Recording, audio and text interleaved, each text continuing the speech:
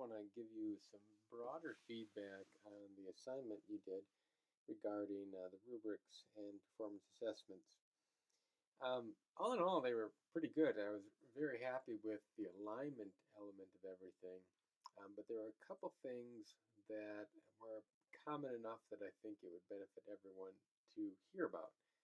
Just as a review, took you through several steps, giving you this ecosystem example with succession, right? Step one was making your goals. Step two is making a framework for basically alignment to make sure everything kind of fits with your goals. Uh, Step three is making sure that you know what you're looking for. Step four is thinking about what will it look like if students actually can do this. Step five is sketching out my tasks. Step six is refining my tasks. And I gave you a sample task as well. Um, and then I refined my performance descriptions. Now, if I'm going to make a rubric, and a lot of people did this really, really well, some people, I think, misunderstood what I was asking. I do want a goal for each row, basically. Your overall goal up top, and then that's broken down into component roles or goals. Sorry. On the top should be, 3 to 5 categories of what different levels of performance will look like. The met goals, or whatever you want to call it, proficient, good, I don't know, it can go by a bunch of different adjectives. That's really just what you define success as. However, in this case, I want this to be, again, a skill-focused rubric, so I'm going to kind of take out all the specific stuff from this island example that I'm working with. So, and this will be hard to see on your screen, undoubtedly. Um, so I'm attaching the PowerPoint that I added this to. You want to make sure that each description reflects the skills, right, that you were really trying to measure. And I have one about exceeding the goals. You don't have to have that, but it's nice to have in case students go above and beyond. It's nice to have some way of thinking about what would it look like to go above and beyond and what counts and what doesn't. Um, Partially meeting the goals, not meeting the goals, very basic ways. I could assign these points of 1, 2, 3, 4. I could weight them differently across these different goals and so on. But that's the basic idea behind an analytic rubric. A holistic rubric, which a couple people did, would really just say that, meeting the goals would involve all these things, not necessarily completely, because you could exceed in some and not quite meet the goal in others, but all in all, I'm kind of at this average, right? And I would just describe that good projects or A projects will do this, and that. Um, and that's great. But it still should align with the different goals that you have, and it should contain, to some extent, a description of what success will look like at each one of these levels. Now, the keys that I want you to focus on going forward are alignment. And again, this is really good. In the prompts where you are asking people to do things, we'll talk about that in a second. And in the rubrics where you should have a grid or descriptions that correspond directly with your different learning goals or learning targets. The materials was something that didn't really work out that well for most people. Some people didn't bring them or make them at all. Some people said we're assuming we're using the island ecosystem, and that was great. Some people had a brief description, but it didn't really support everything that you would want your students to do.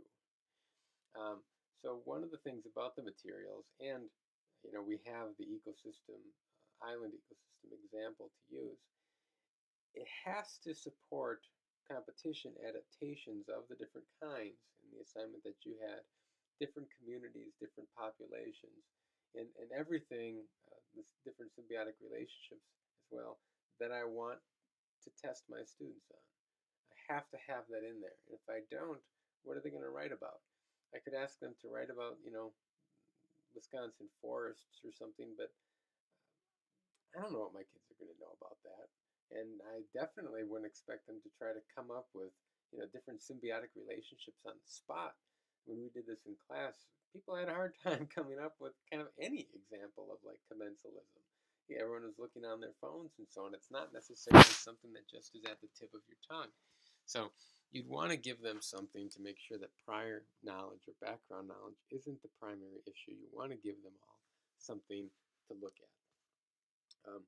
When it comes down to the prompt, then, right, when I'm asking them to do things, again, people I thought did a really good job with this, but there were huge variations in the amount of structure, and that's natural. It all depends on what you are trying to get out of your students, right? Now, if you go with a lot of structure, you're going to get more consistent results, much higher reliability, but it will not really represent how all that information is arranged in your students' heads, right? If I give lower structure, well, then I'm going to get much less reliability, right? Some people are going to give me a lot, other people aren't going to give me much at all. But I will get to see how it's structured in my student's head, and I will get to see in a little more sense, how much or how well I have trained them to think about these issues the way that I want them to.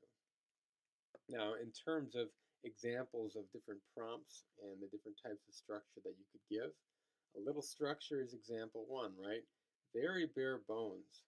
This would require a ton of training on my part to make sure that they know that they are looking at what type of succession it is. They need to describe deforestation and tell me how that's going to impact the different organisms directly and indirectly, highlighting things that might go extinct, highlighting any invasive species, and highlighting the idea that succession will probably slow down and pretty much stop, resulting in a climax community after a certain amount of time, right? That would be something I would need to make sure that I have trained them to do, and it would require me going over and over and over and over all these different ecosystems to make sure that they have this grid, right, ingrained into their head. A moderate structure version of this, right, I'm giving them a little more in terms of cues to kind of elicit the right kind of responses, right? But the more I do that again, I'm really getting away from what the main benefit of an essay is, which is having the students integrate it themselves.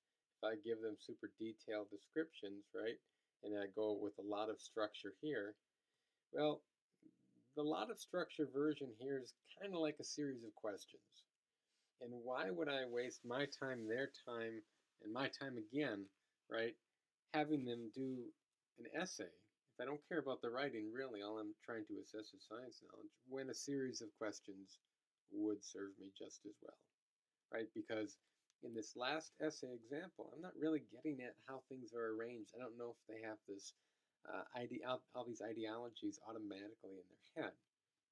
They're just kind of following a matrix where they go through and they may not have internalized anything, right? I'm just giving them the prompts and they're asking me questions.